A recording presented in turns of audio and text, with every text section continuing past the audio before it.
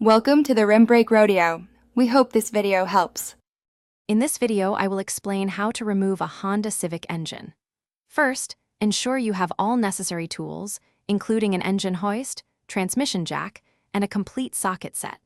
Prioritize safety by disconnecting the battery and properly draining all engine fluids, such as oil and coolant. Always secure your vehicle on robust jack stands, ensuring it is completely stable before beginning any work underneath. This foundational preparation is crucial for a smooth and safe removal process. Next, systematically disconnect all components attached to the engine. Labeling electrical connectors and vacuum hoses is vital for correct reassembly. Carefully remove the intake manifold, exhaust system, and all accessory belts. Pay close attention to the fuel lines and ensure they are depressurized before disconnecting.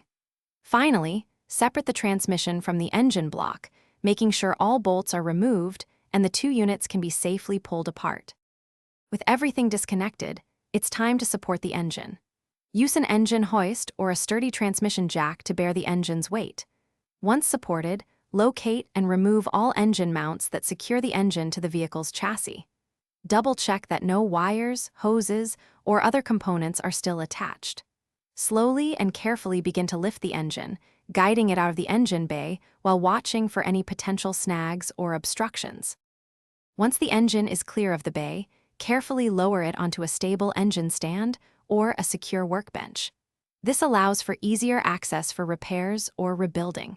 Remember to store all removed bolts and parts in an organized manner for reinstallation. Taking your time and being methodical throughout this entire process will save you significant effort later.